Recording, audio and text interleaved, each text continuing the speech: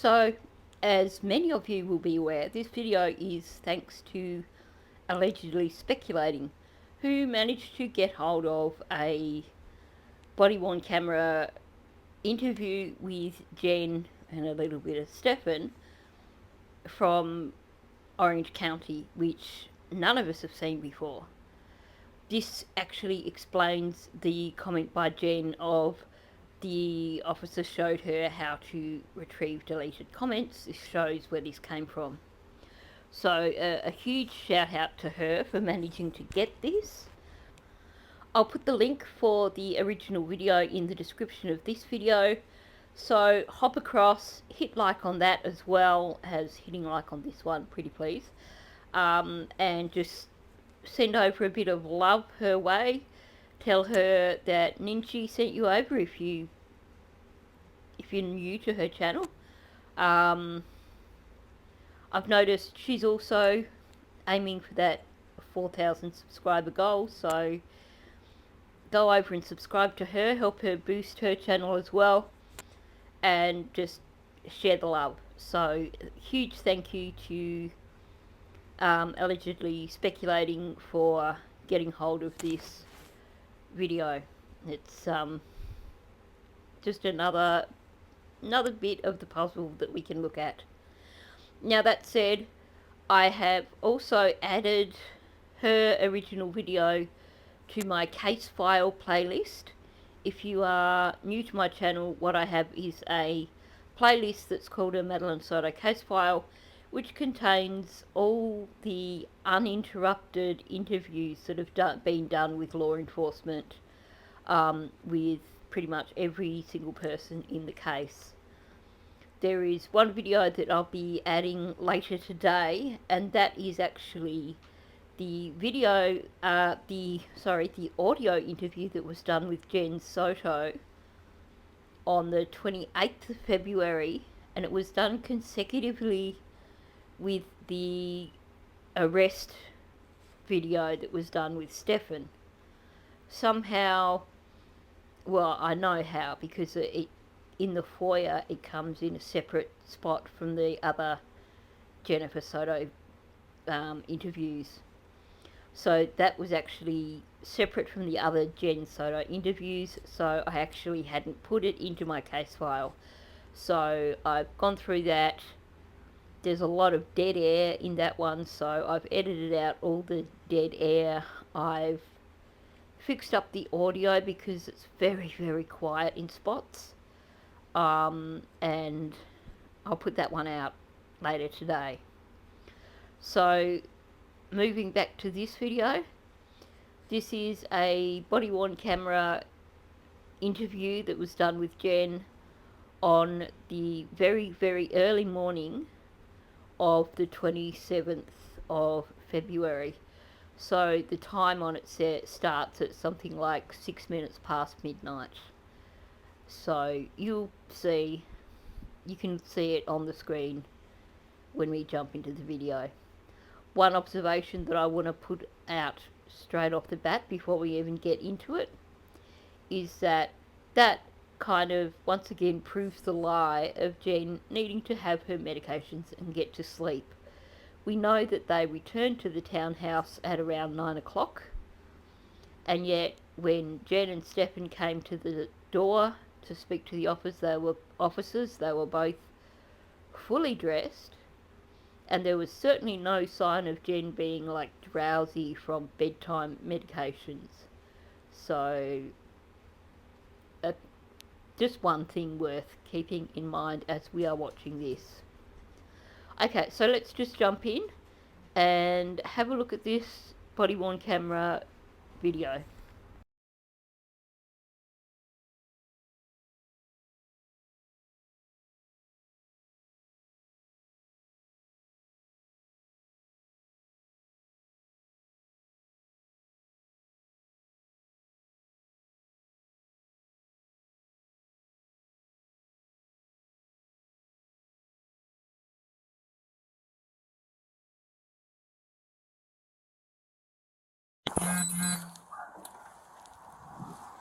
Hello. Hi. Are you Madeline's mom? No. No? Are you Madeline's mom? Yes. Did she come home? What's that? Did she come home? No, you don't know where she would have gone. No. Did she take anything? Any clothes? Her birthday money is still here. Toothbrush, everything. Okay. Shoes. So nothing that she like took with her and went somewhere else. Is there any place that you guys think that she would have went? Any friends' houses? The only friend I could have thought was, but I think Orange County PD already went to her house and Okay. talked to them. Okay. What's that address? Just so I can make sure they already checked there. So they're trying to look everywhere they can. Of course. Okay, once again, we get Stefan doing that really annoying thing of basically talking over the top of her, for starters, trying to insert himself and trying to act like he's the know-it-all that knows everything about Maddie. So the officer has just asked, did she take anything? And Jen has started to answer, and Stefan has basically spoken over the top of her and said, well, no, she didn't take her birthday money and her toothbrush is still here. Okay, typical for him to be aware that Maddie's birthday money was left behind. It creeps me out, the things that this guy notices. He's noticed that her toothbrush is still here, and he's noticed that her birthday money is here, still there. But I'm wondering if any of you caught what Jen said. So before Stefan interrupted her, she started saying, I've looked. As in, she's looked through the house to see if anything was missing, if any of Maddie's stuff was missing. Well, she's claimed that she never went upstairs, for starters. And she supposedly doesn't know what pyjamas Maddie was wearing the night before. And yet she's looked in the house, apparently, to see if Maddie had taken anything. Unfortunately, we didn't get to hear the rest of that part of the statement, thanks to Stinky. But what she said next, to me, is actually quite crucial. And you have to listen carefully to hear it.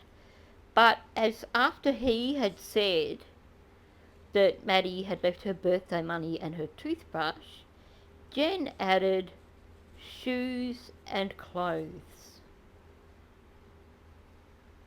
Think about that for a moment. They found one of Maddie's Crocs in the dumpster. The other Croc was in Jen's pile of shoes in her bedroom, along with Jen's 2 white Crocs. It was easily visible that there were 3 Crocs there. Not 4 Crocs, not 2, but 3 Crocs. Jen is saying here, Maddie didn't take any shoes with her, meaning that Jen has checked to see what shoes belonging to Maddie are still in the apartment.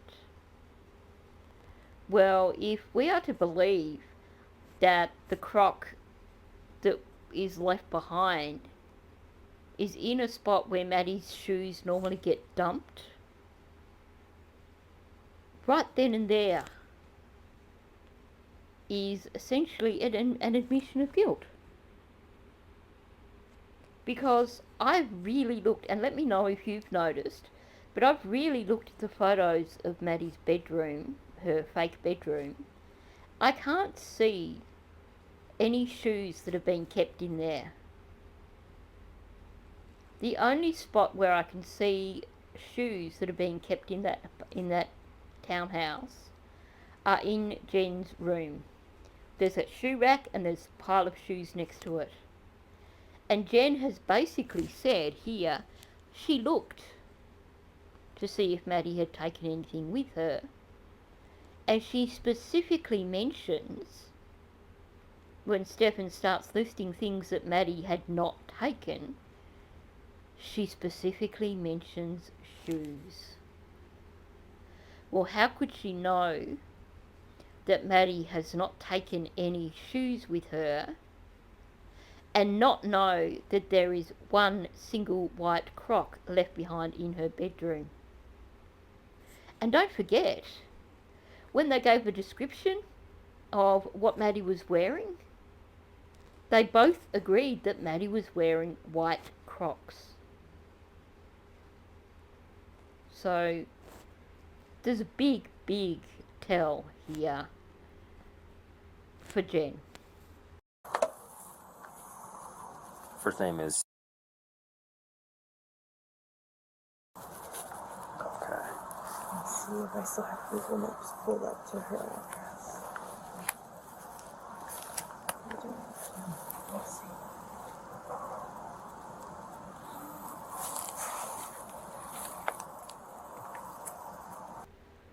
So, of course, aside from the fact that Jen has, in other interviews, said that Maddie doesn't know where any of her friends live, note she's saying to this officer, well, there's one friend whose place Maddie might have gone to, but Jen herself has to look up the best friend's address. The best friend that's Maddie's known since they were in grade 4, I think, together. So, you know, the best friend for 3 or 4 years. If Jen has to look up the address, then does she really think Maddie is going to get herself from school to the best friend's house? And they've spoken. She rang the best friend anyway. So, and as she spoke to the best friend's father,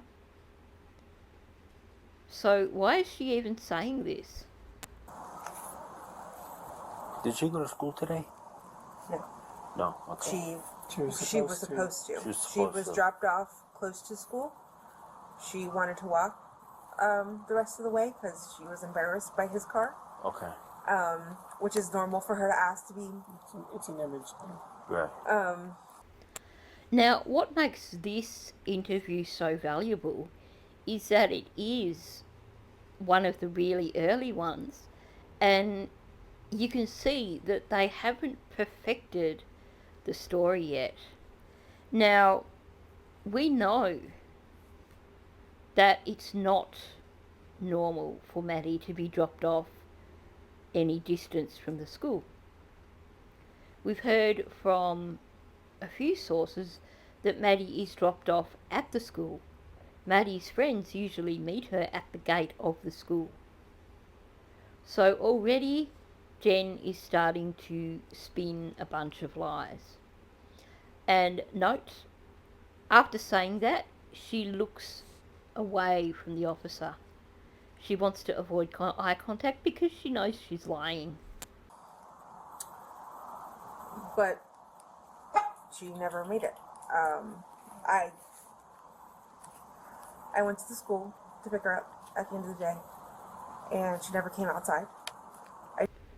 So much finality here. She's twice now said never. She never made it.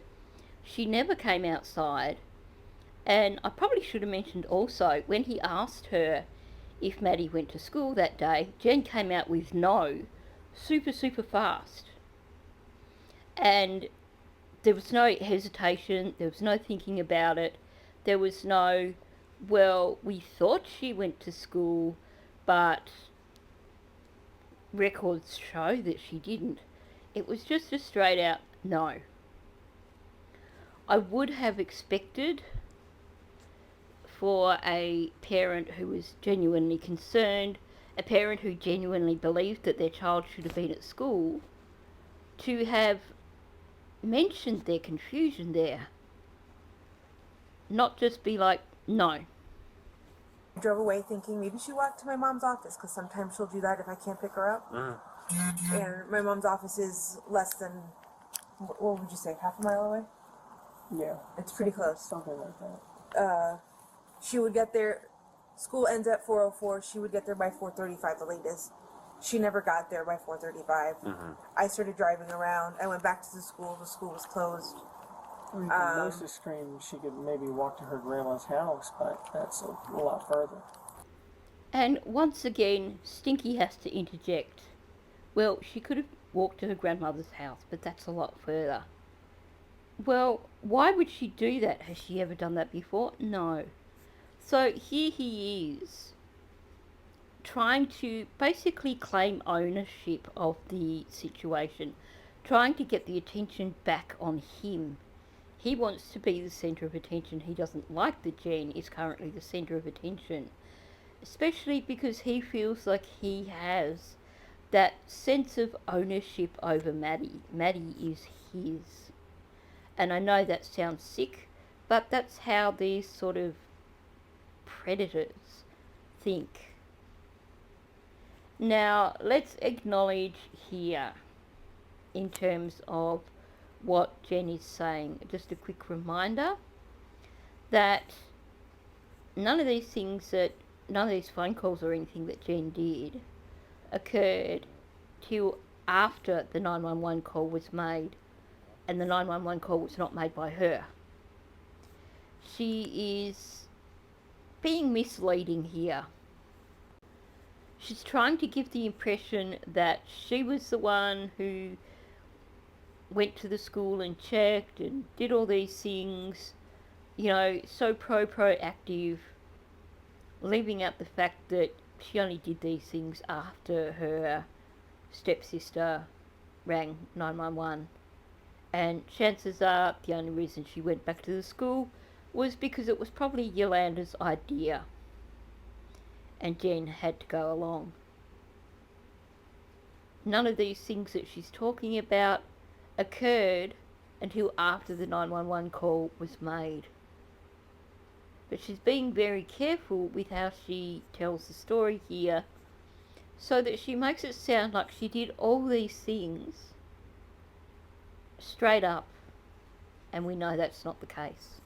When the school was closed, I realized something was wrong. I called and I said, "Hey, did you see Maddie today? Or is she with you? Because I can't find her." And she said, Okay, there's a few things going on here that I need to point out. First of all, neither her expression or her body language fit with what she's saying here. She's saying that she realised something was wrong. But there's nothing in her facial expression, nothing in her body language to fit with that.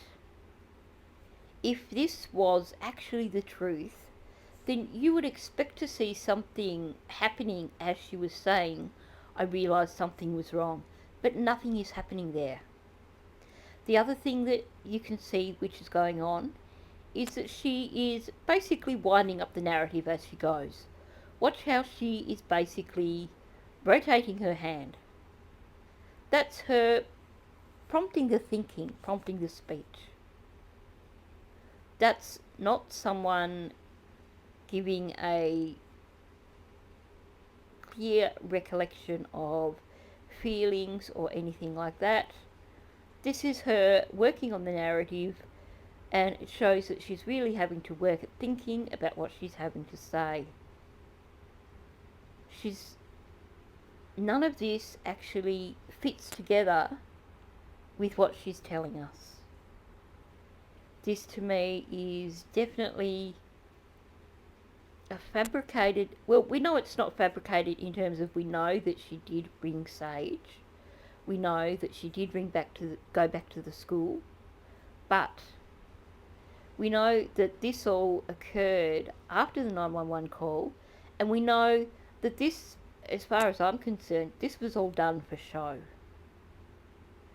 Why do I say that? Because of the lack of concern. The lack of connection between what she's saying and what she is showing. Like I said, the hand's going, this is just a narrative that she's got to get out, she's got to tell the story, got to get it in the order that she wants to do, so the hand is just winding it up to keep it moving. No, she never made it to first or second period. And I said, what do you mean? I dropped her off at school.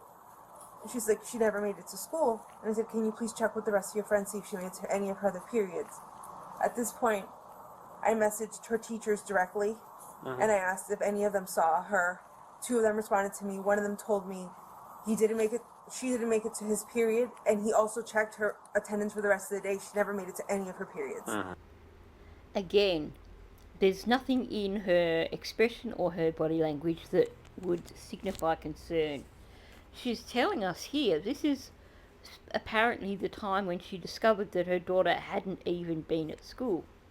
And yet she's just simply blurting it out and narrating it at speed.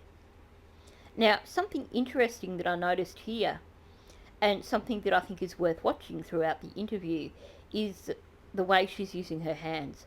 Now, before I mentioned that she was winding up the narrative, she was basically rotating her hand and keeping the narrative moving that way. But then when she's talking about communicating with Maddie's teacher, you can see her fingers actually in the air doing text messages.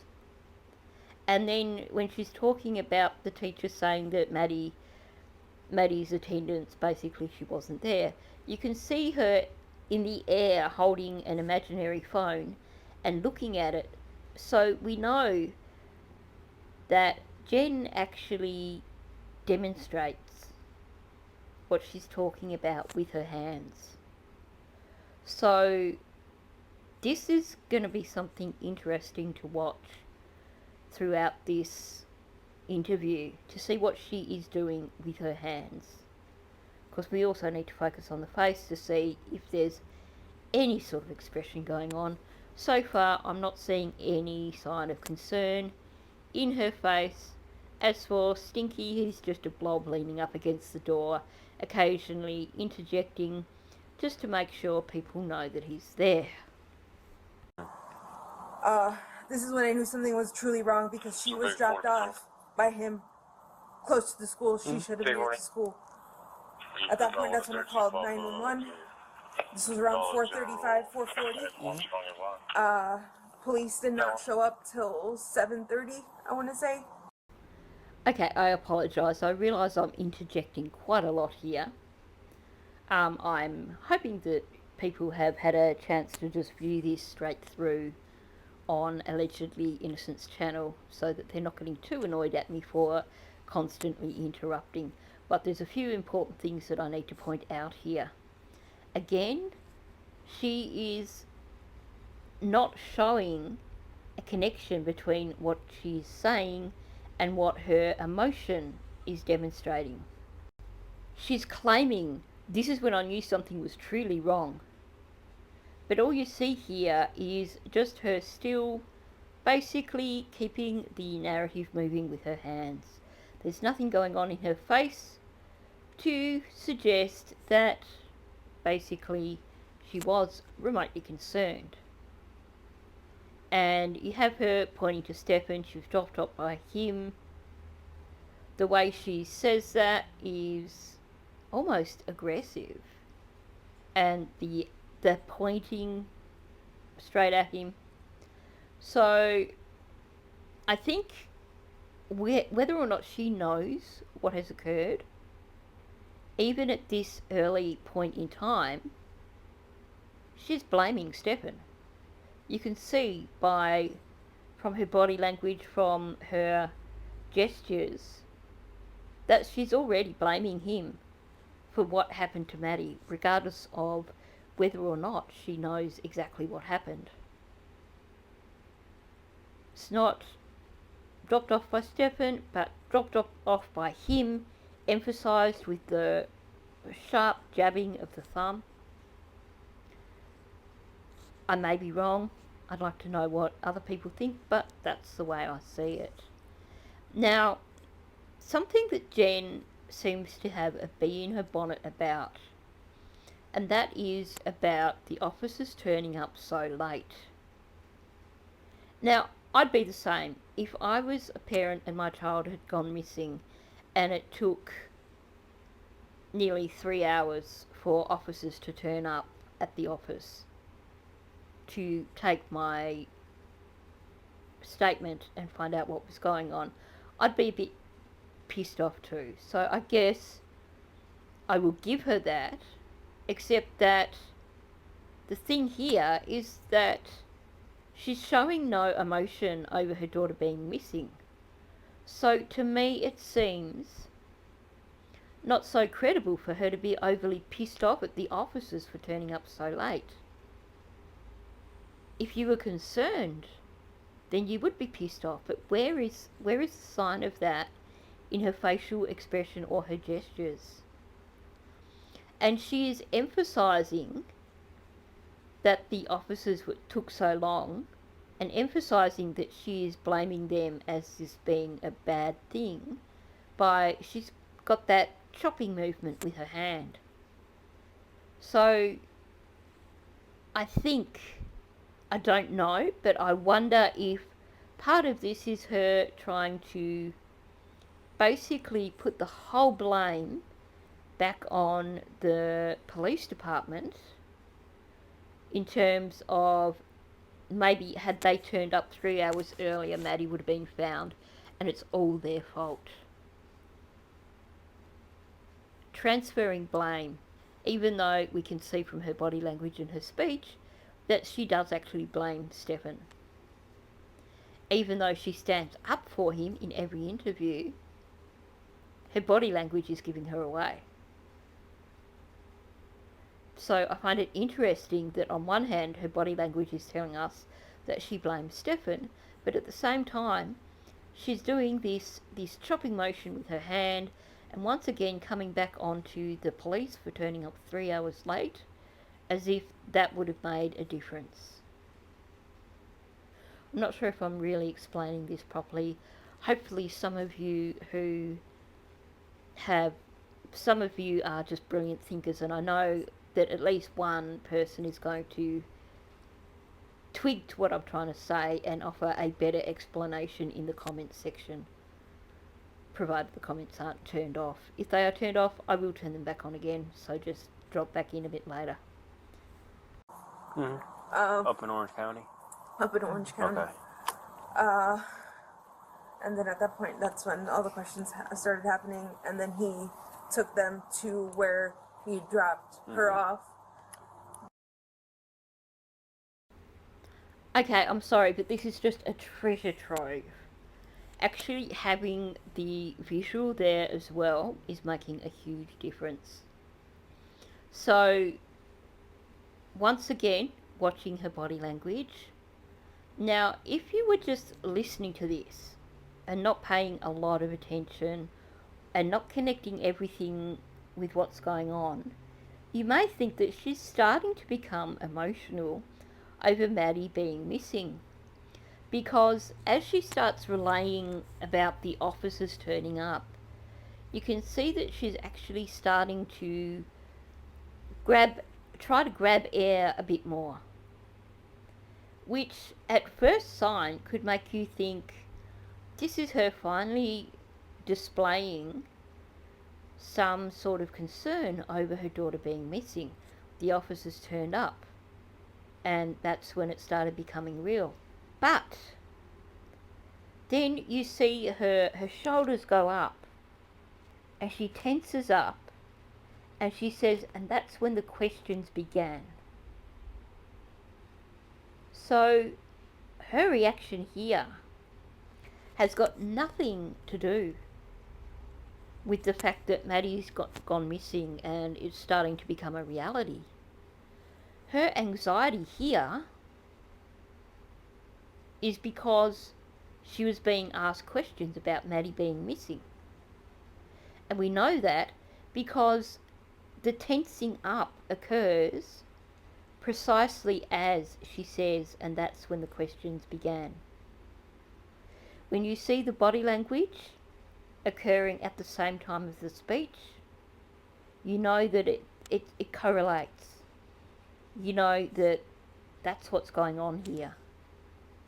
So we could have almost given her the benefit of the doubt and said, look, this mother is actually concerned about her child being missing, but the reality here is she was concerned about the questions.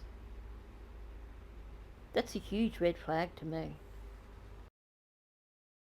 Someone in an outfit she was wearing sit in their parking lot for a little bit, like take a break from her walk, because she was early for school, and then get up and then leave towards the school.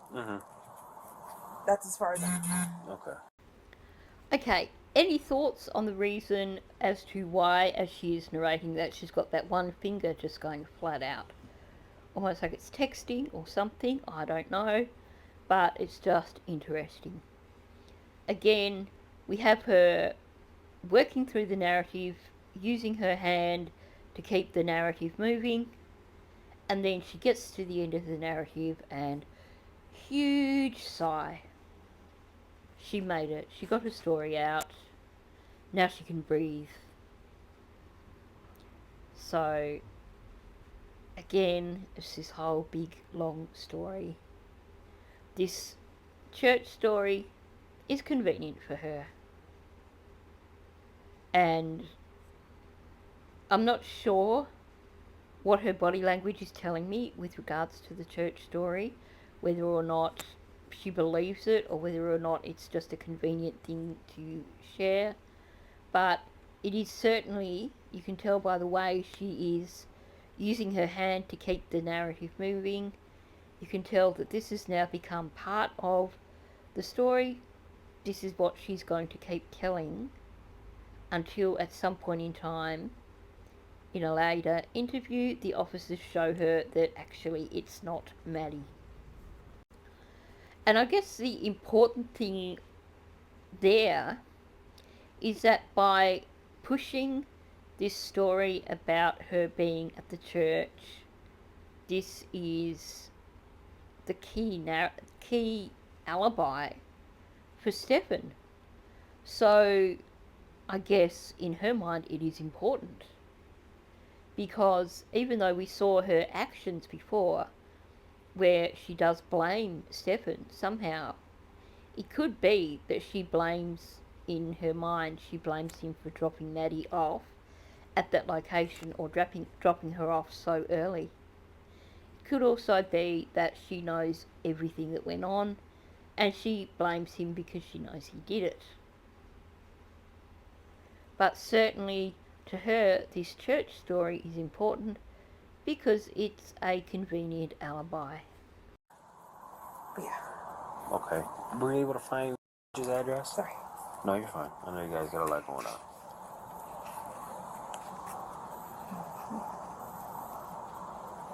Did she take her school laptop with her?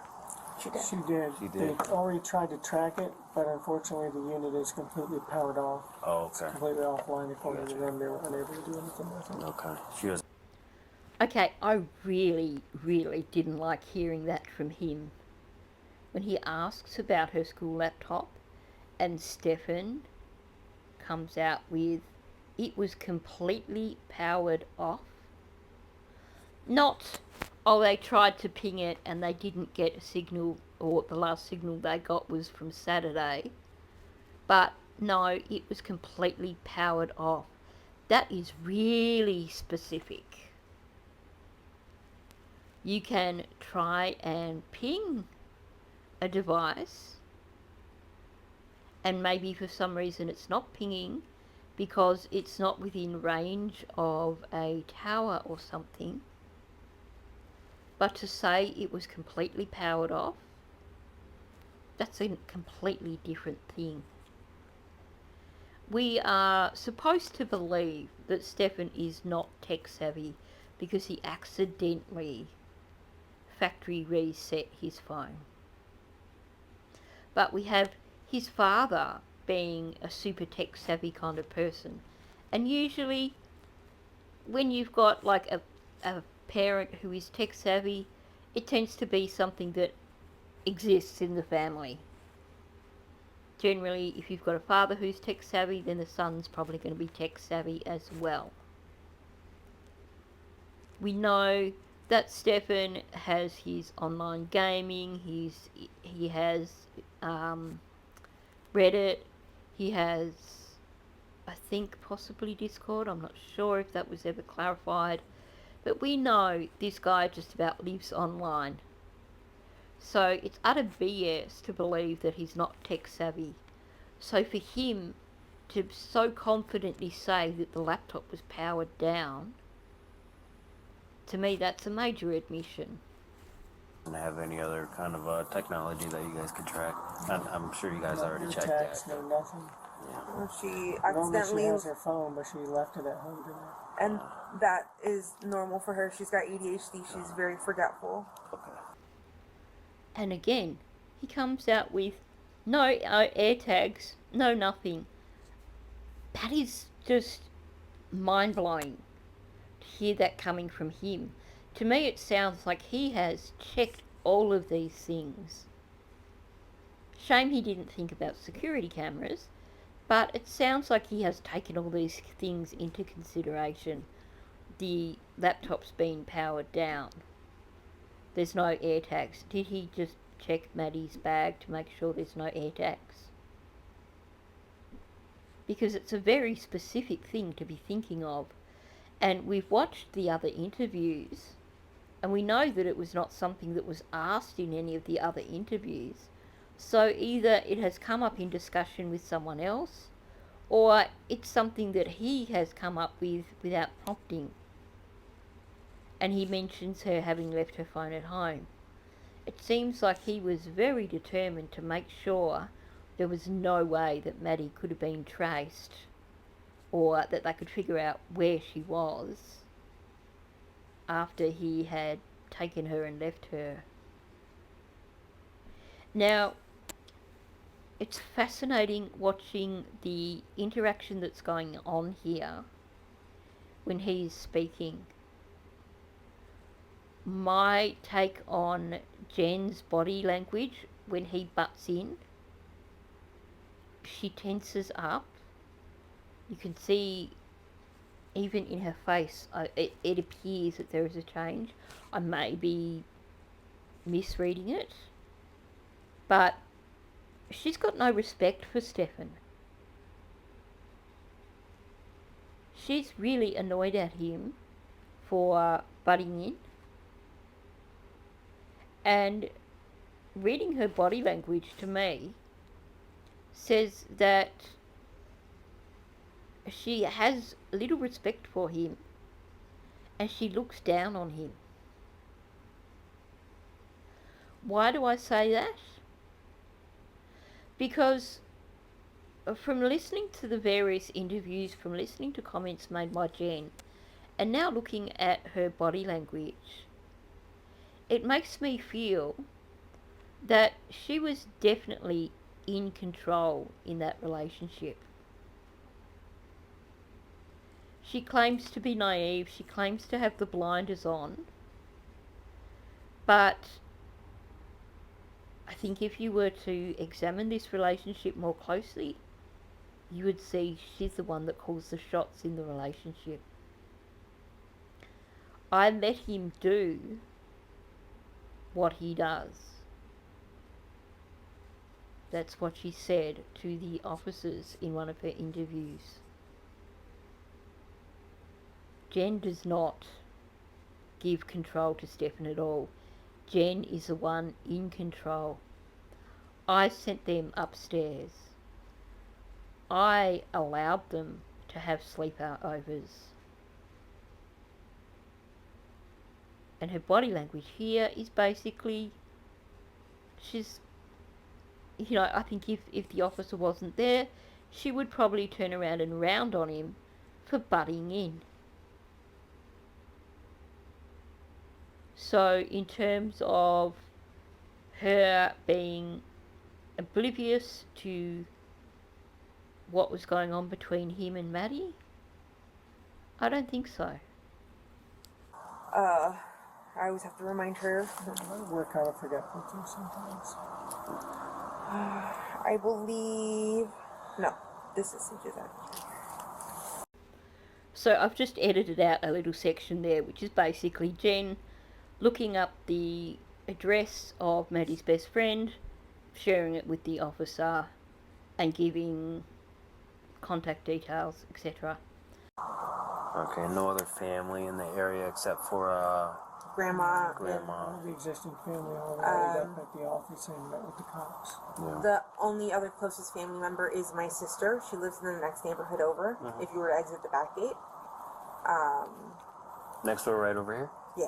Okay. So if you exit the back gate, the first neighborhood to your left, I think it's Yeah. called Plantation. She lives in The there. office too. Okay. But yeah, she was in the office helping me with the police, and she was the one who actually went through her phone and her messages and was trying to see if there was anything weird. Yeah. We didn't see anything too weird. Nothing weird. You guys haven't had any recent arguments? Recently, no. Now, I think her reaction actually contradicts what she says.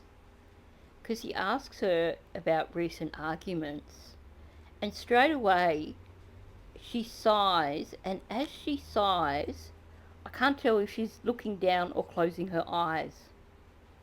But either way, to me that seems evasive. And then she says, recently, no. But before saying recently, no, you have that sigh and the looking down or closing the eyes. So I think there's a little bit more to this story. And I suspect that there was a more recent argument that may have occurred. Apparently, on February 2nd, she sent a few messages to a friend stating that she would run away. But it must have been after. From the messages, we must have been arguing, or I must have said something that upset her because she was very upset in her texting her friend. But Do you guys still have those? Or no? yeah. Okay, that woman is the biggest narcissist on the planet. She's just conveyed about these texts from the 2nd of February. And when he asks her, do you still have those? Her reaction when she says yeah demonstrates anger. Her daughter is missing. She doesn't know where she is. And yet her body language when asked about these texts shows that she's actually angry at her daughter for making these texts about her. Where's the concern? That's not what I would have expected to see here.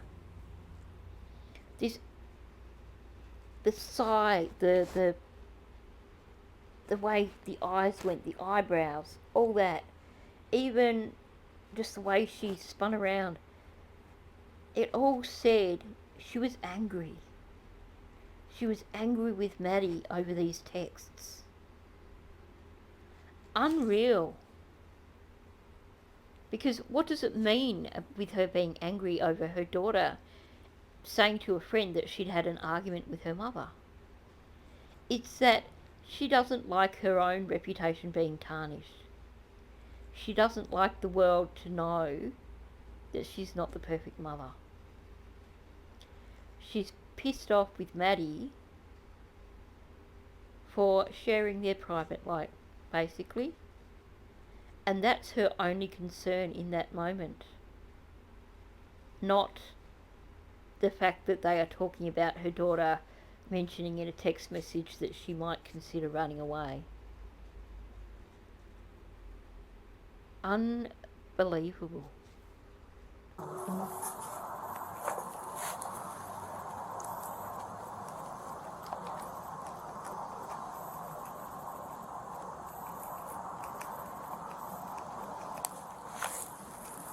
And that's her phone?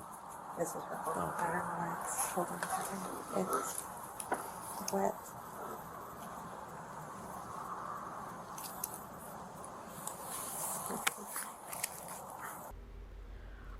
I just want to point something out here that really, really bugs me. This is the second interaction with this parent that law enforcement have had. Why does she still have the phone? If a child is missing, shouldn't you be taking that phone straight away? Not just to get into it and see if there's any messages that might be a clue, but also because if the parents or the family are somehow involved, you're giving them all this time to tamper with the phone, to go in and delete messages, to go into their deleted messages and remove the deleted messages, even to do a factory reset on the phone if they choose to. It should be standard protocol that if a child is reported missing, that all their devices should be handed over immediately. Not leaving the devices with the parent. And if you go back to the video that I did the other day where I did a comparison, I showed Becky Paddy doing an interview with Susan Hendricks, and I compared that with Jen talking about Maddie going missing. And one of the things that they had Becky do the night that the girls went missing, this is talking about the Delphi trial, was they had her go back to the house and retrieve all Libby's devices. That was the night the girls were missing. And law officers basically took all Libby's devices and went through them that night. So why is Jen allowed to still have Maddie's phone? That's bad policing, in my opinion. And I don't like saying that because we've seen some pretty damn good detectives on this case. But these officers who first responded, it should be protocol. So what if the child turns up a few hours later? Well, guess what? If the kid was that much of a twat that they vanished for several hours to the point that their parents had to call police, well, they can wait till their parents can get back to the police office and collect the phone. Because the priority should be finding the child, regardless of whether or not you think that the child just might be a truant at that point in time.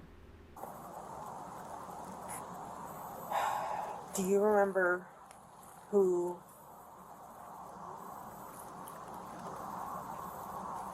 Starts with an S.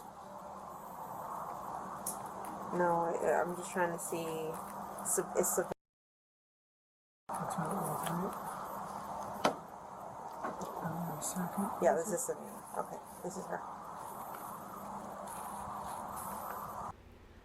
So just to emphasise what I'm saying here, as soon as she starts going into Maddie's text messages, suddenly Stinky, who's been leaning up against the doorframe showing not a lot of interest in anything, is leaning over and looking at what's on Maddie's phone.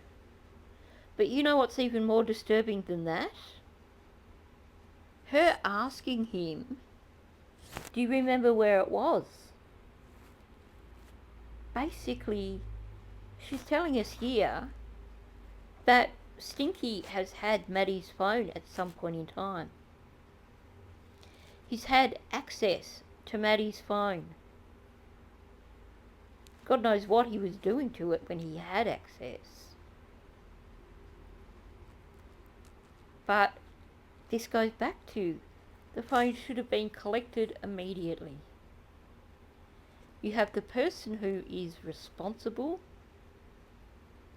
for what happened to the child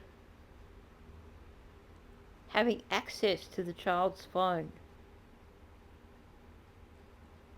there could be communications which occurred between him and Maddie which were deleted. Now, the bulk of things can be retrieved, but there's always those things that are not so easy to retrieve.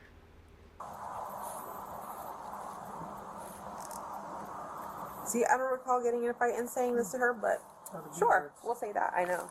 Okay. I mean, I taught her. Wow. Okay, I'll lengthen it out and say bitch. But, oh my gosh. She's being passive aggressive about her daughter. I don't recall getting in a fight with her, but sure. Has she forgotten why that officer is standing in front of her? Has she forgotten why that officer is wanting to see her daughter's text messages? Because all I'm seeing here is aggression towards her daughter. Negativity towards her daughter. No concern for her daughter's well-being. Talk about a piece of work. It's okay if I swipe down? Yeah. Okay.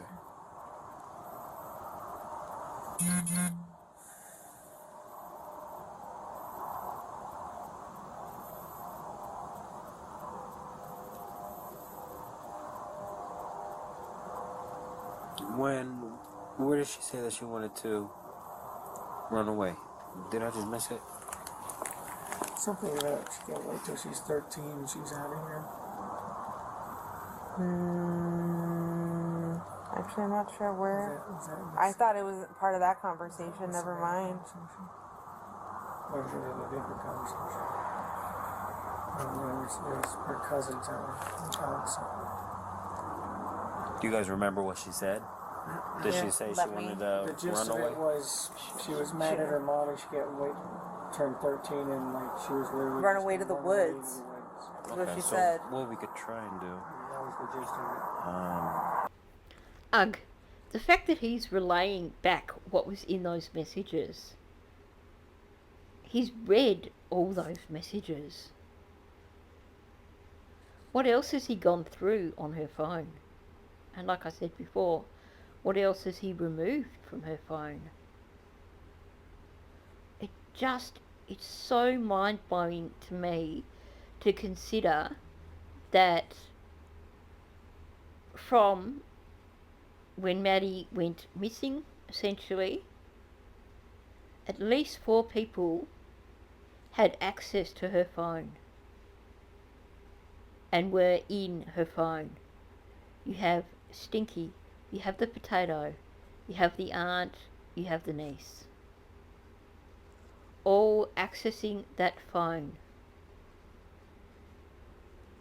Chances are there could be evidence that's been lost off that phone,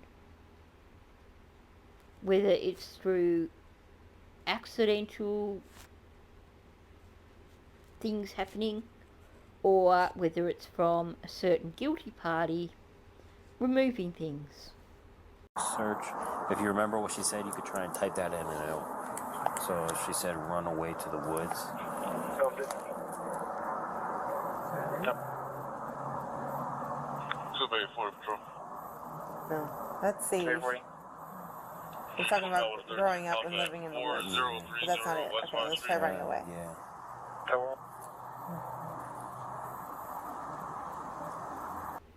This is so cringeworthy for me.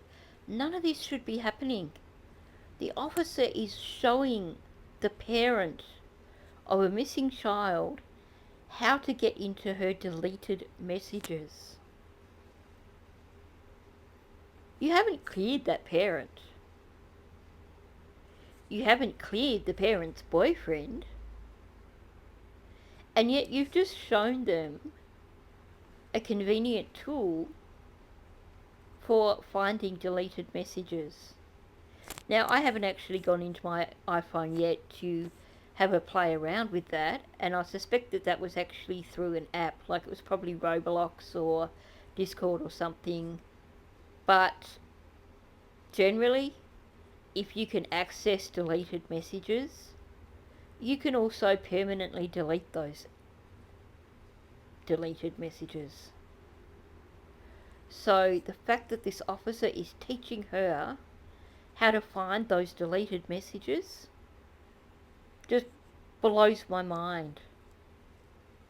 Like I said, that phone should have been taken from the very beginning. This is the second time when the phone's been pulled out to show officers things.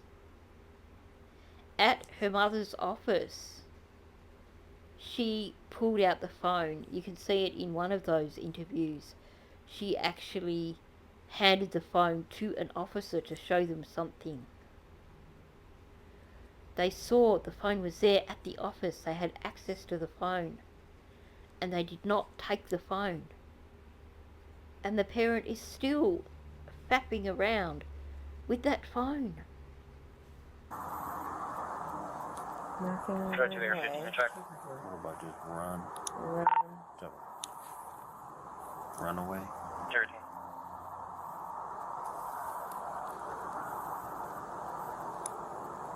No.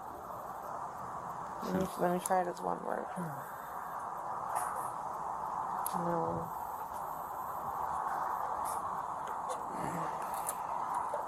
Let me ask my sister who actually went through her phone. Okay.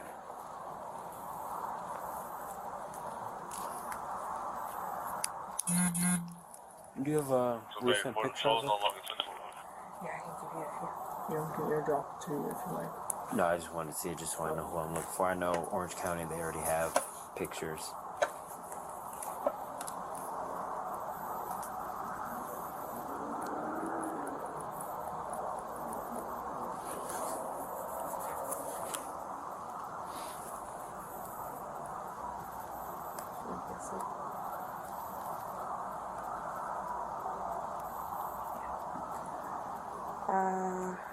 We made these posters if you want them.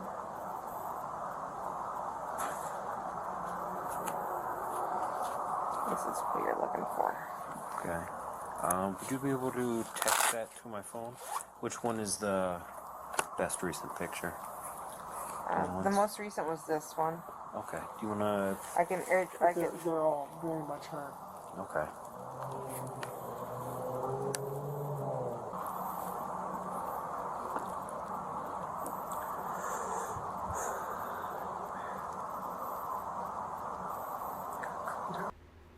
Of course, in amongst all that, we get a stinky sigh, because at that point in time, no one's paying any attention to him. And he's such a drama queen that he wants sympathy over Maddie being missing. So he does that big stinky sigh. I'm not going to call it the stern sigh, because I think stinky sigh's got a better ring to it.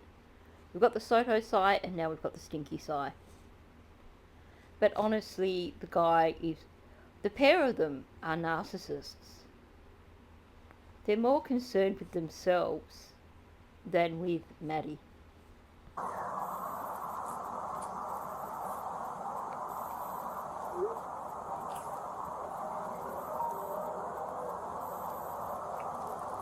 Hey. Yes. I'm currently with Kissimmee PD. They came to the house real quick. And they're asking me about the text message where she said she wanted to run away to the woods. Do you remember who she texted that to and like what day, so I can show them that?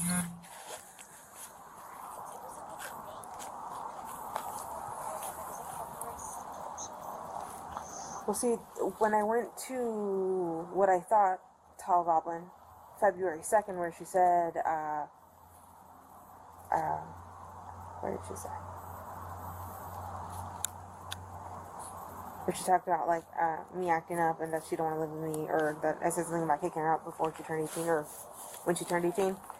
It doesn't say it. It doesn't talk about her running away. Wow, that's a really interesting description. So this whole thing is, she's saying that there was this fight between them on the 2nd of February. And you saw the body language from her that she was really pissed off about Maddie for sharing this information. But here she is. She says she mentioned about me acting up. Not about being in a fight, but me acting up. What does that mean? When someone talks about someone acting up, that generally refers to inappropriate behaviour and that person being the person in the wrong. What exactly was Jen doing at that time? What was so extreme that Maddie wanted to go live in the woods? And why is it not referring to it as an argument, but Jen acting up? It's interesting to hear her referring to that as her acting up. And let's face it, usually when you talk about people acting up, you're talking about teenagers. It's an odd phrase to use. Leave a comment below. Let me know what you think is going on there. Into the woods. Like what? Where did she say that? Did she ever say In that? front of Home Depot. Oh. And log out Florida Tech for me as well. That one?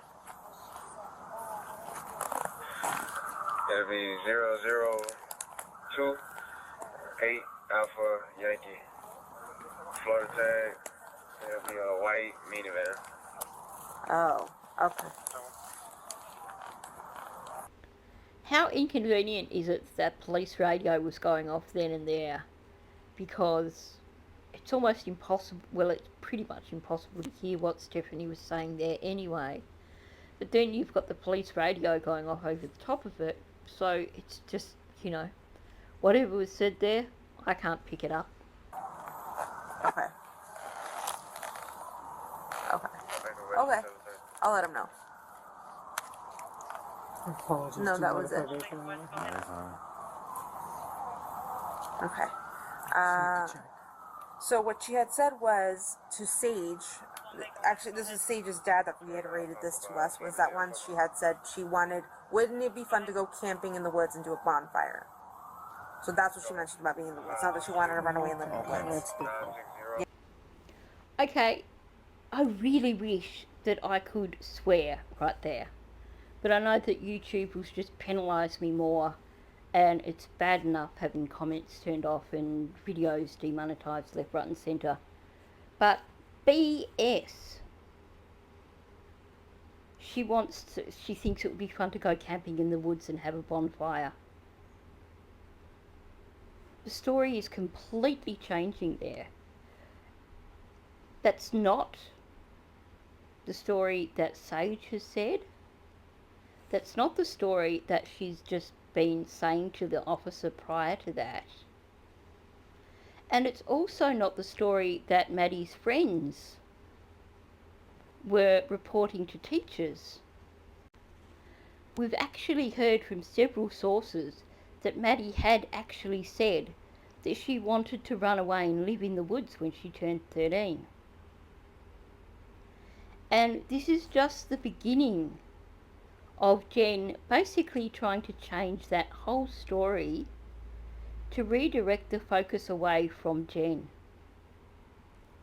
Because we saw her reaction, we saw that she was angry at Maddie for sharing with Sage that they had had an argument or that things had happened between her and Sage. We saw her passive-aggressive reaction. We didn't get to hear what the conversation was just then between her and Stephanie. But suddenly to turn around and come out with a completely different story, I don't buy it. Especially with the text message or the message, whatever type of message it was, with the message having just vanished, to me it sounds like someone has removed that message and now it's time to adapt the story a little bit so that it doesn't make Jen look bad. My question is, who deleted that message? And who came up with this story about the bonfire in the woods? Is that what Stephanie told Jen over the phone? Or is that what Jen just is coming out with there? Because one of those two women appears to be lying. Yeah, that's not running away. And then with her text, pull up her text again. Have you guys checked her recently deleted text? I don't know how to do that. So Teach me, please. go back, I believe, edit, show recently deleted. So 6 days, 6 days, and 10. And you could just click on whatever and you can click recover and look through whatever they are. Those are all 6 days ago. I don't know if you want to.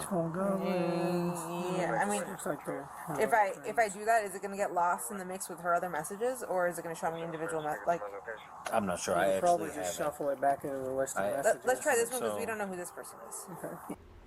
So again, you have Stinky, who is supposedly not the slightest bit tech savvy. He's such a loser in terms of tech that he accidentally factory reset his phone.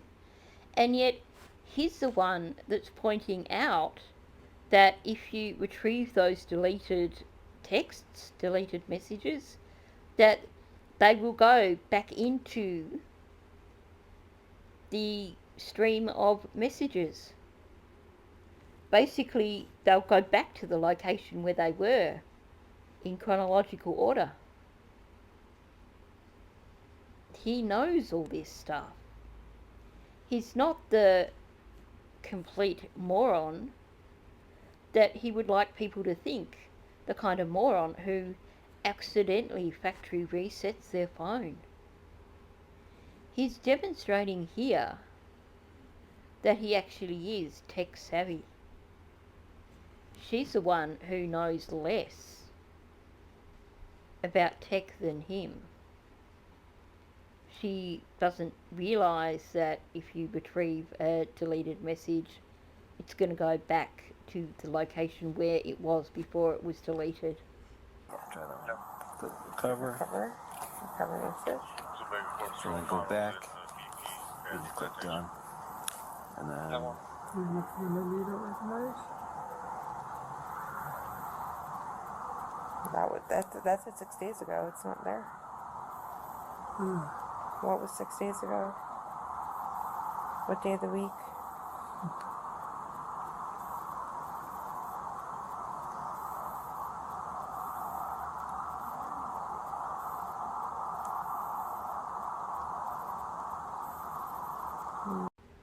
Again, note that as she's going through the phone, she's scrolling through these deleted messages, and while she's doing that, Stinky is leaning over her shoulder and reading the messages as she's going through them. This should not be happening. It does my head in to see that.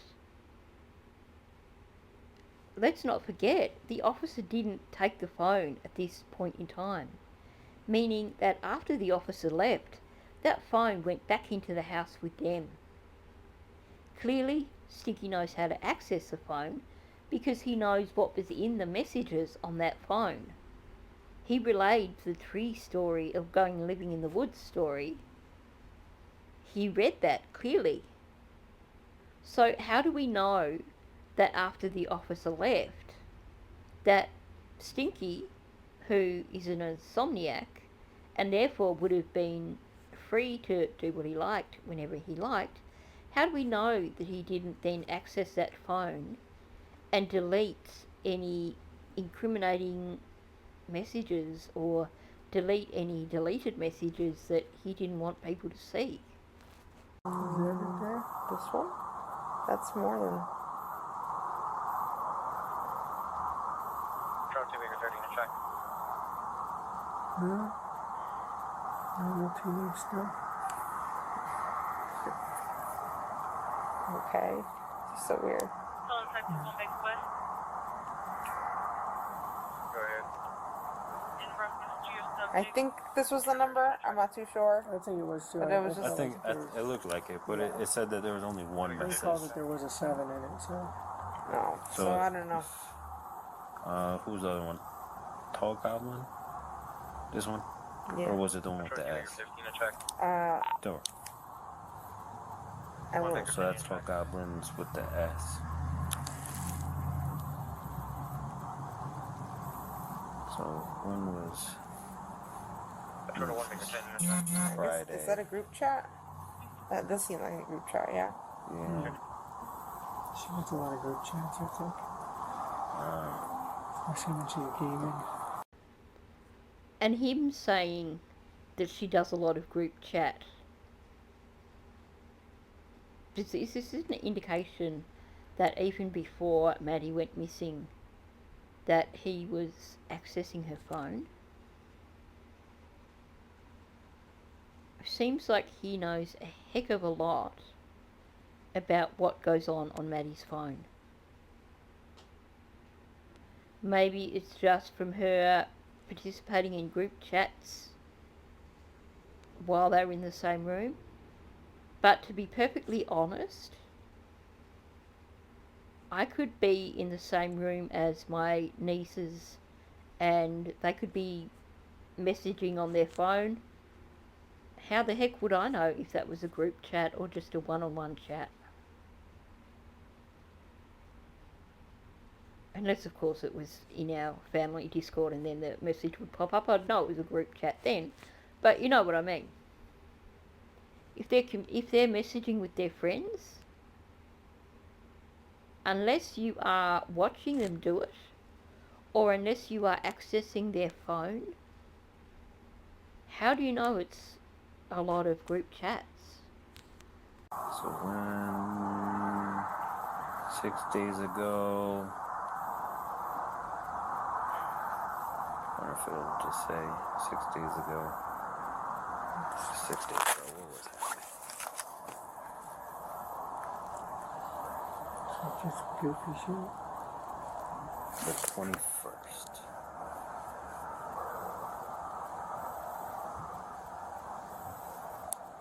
No, it's the 20th. I don't see anything in there. So yeah, mostly it's stuff for gaming and stuff. Yeah. Okay. That's all she uses it for. Yeah. I know the other officer already came here and looked inside, right? Yeah. Do you guys mind if I go back in and walk through with you guys? Go for it. If you guys want to show me the way. I find it ironic that the next section of video is entirely redacted, given that there are images available from when forensics went through the apartment. We know what the inside of the apartment looks like, so why do they need to redact it? It's just kind of weird, the things that they redact and the things they don't redact. Now, before the last section plays, I want to point out something that to me is really significant. Now, remember that basically he had to have gotten Maddie into his car before 7:30 the morning that he took her wherever he took her. Because we have him on camera at the dumpster. And I'd been thinking, yep, well, he needed to get her out in the cover of darkness. He needed to get her out before the flatmate came downstairs. There were definitely things that he needed to do, like in terms of not being seen. But I noticed throughout this entire interview so far that all along that row of houses, the lighting is pretty damn good. And what I'm going to say is, while Stefan, the next part of the video is basically Stefan showing them whose car is whose. And I'm going to play it because there's nothing identifying with these cars. You can't say, okay, well now I'm going to know Natalie's car every time I drive past it. So I don't have issues with playing the next part of the video. But as he's doing this, pay attention to the location of the vehicles, particularly the location of the Lincoln, the distance from the townhouse to where the cars are parked, how open it is, and the amount of lighting that there is. This was a real eye-opener for me. So that white Nissan Sentra there, that is Jennifer's. Okay.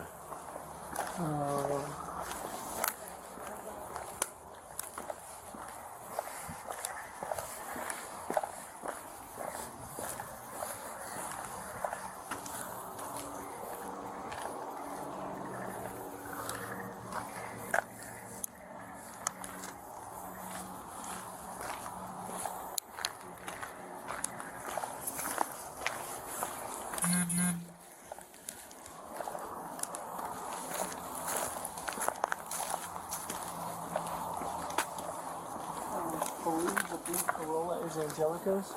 This one? Yeah.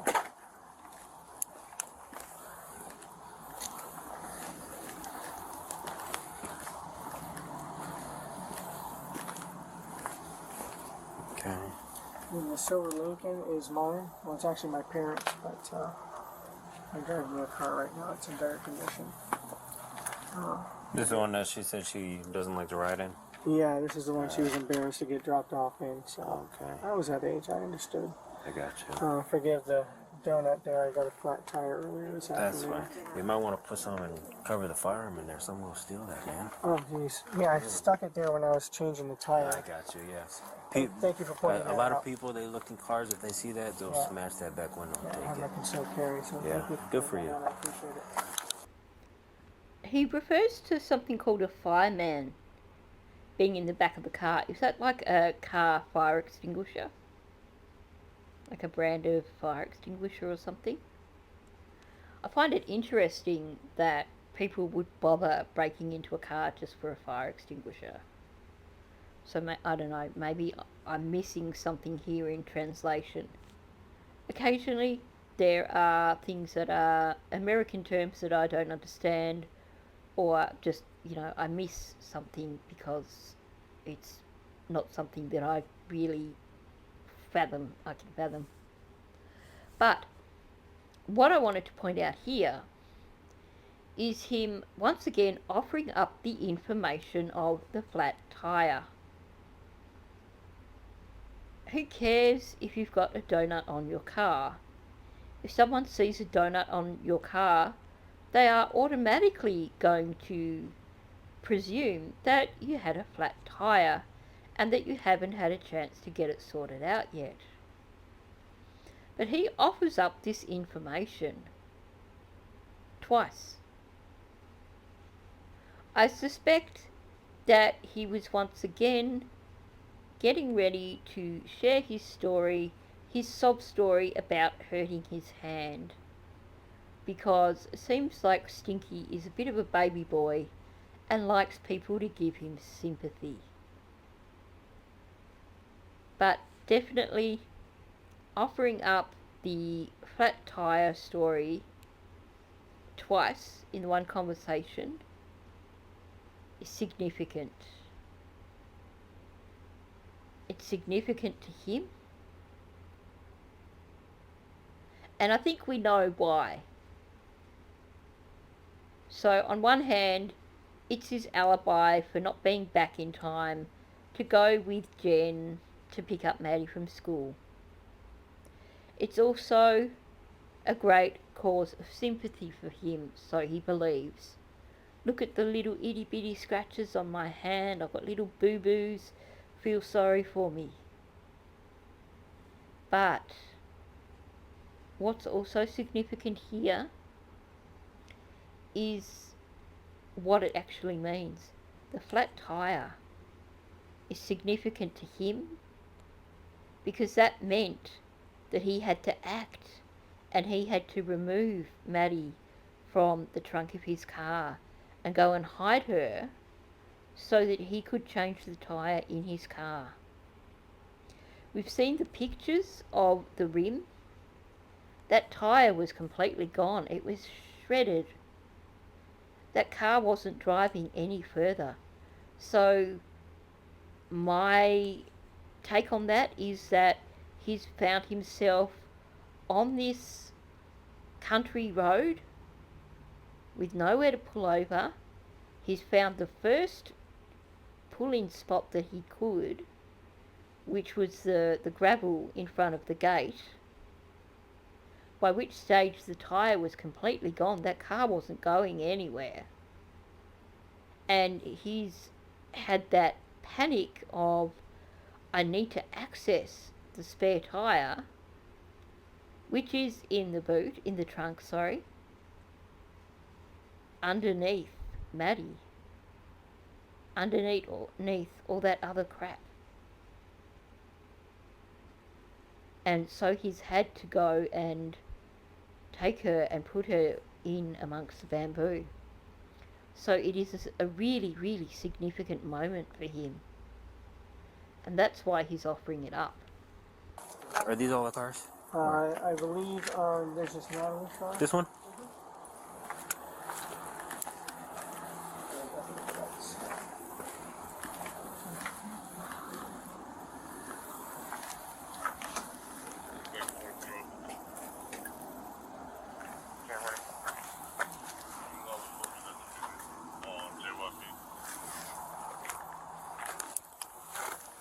Is that all of them?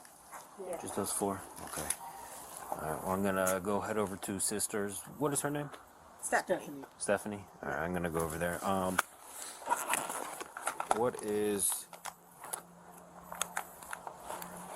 What's a good phone number for you?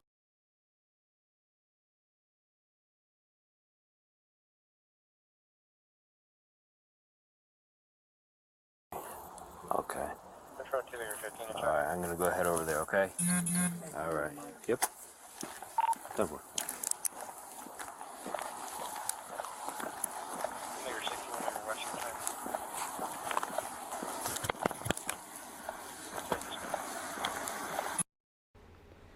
Just wow. When I see, for starters, the distance that they walked from the front door of the house to the parking area,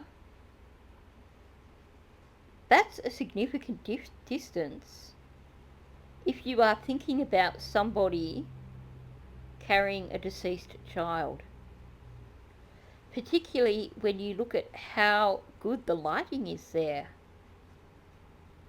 I mean, that's a gated community with really, really good lighting. It looks like the sort of place where you would have no qualms about walking outside of your apartment at night time because it's well lit and of course it's locked up. And looking where his car was, yes, it was essentially in front of the apartment, and if that's where he usually parks, it was sort of mainly shielded by their apartment, except for coming out the front door. Now, some people have speculated, well, there's that sliding door in Maddie's room, but there's a ginormous damn dresser in front of that sliding door. He would have had to have moved furniture to take her out that sliding door, and there's no way in heck that was going to happen. So the only way that he could have taken Maddie out of that apartment was through the front door. That is really ballsy. This guy just has no concern for consequences. Is this because of how enabled he's been? Because his whole life, every time he's got into trouble, his parents have gotten him back out of trouble?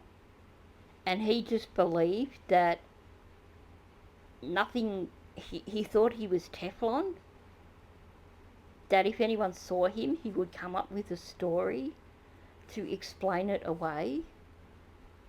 Maddie was just so tired that I had to carry her out to the car to take her to school. Or it's a game that we play. We were just playing a game and I was carrying her out to the car. I can just imagine the sort of stories that he would come up with. But it's so ballsy to actually have carried her body that distance from the house to his car. Even if it was dark, like I said, it was well lit. So that brings us to the end of this video. I actually, when I first watched it, I must admit I was only kind of quickly watching it through because I wanted to do this reaction. But when I first watched it, I thought, I'm not sure if there's really much that we're going to get from this video. They're pretty much telling the same story. We're seeing the same things that we've seen before.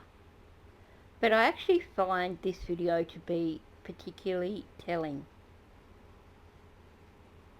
And I think there's a lot of information that comes from this. Definitely, it gives me more insight into what she thinks of Stefan. And I wonder if she ever had any sort of decent relationship with him, or whether it was just convenient to have him around. Because she certainly looks on him with disdain. And as for her reaction towards her own child, well, that just makes me feel sick. Not once did we see any concern throughout this video. Obviously, I wouldn't expect any concern from Stinky, because we know what he did. But no concern from her whatsoever. By this point in time, it's after midnight. So she's been up since 9 o'clock that morning. She's supposedly had a really emotional 8 hours or so. This is her second interview with police about her daughter who is missing. And yet she's calm as.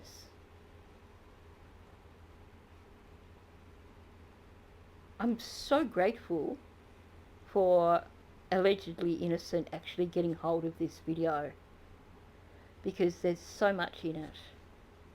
So once again, a huge shout out to Allegedly Innocent. Good work on getting this video. Like I said, pop over after this, give her a like on this particular video. Like I said, I've added it to my case files playlist, so it's there to watch whenever you wish, and share the love. And of course, coming back to me, I'm going to do a little bit of a Jen here and go, let's talk about me. No, seriously, if you are new to my channel, please subscribe. I'm getting so close to that 4,000 subscriber mark.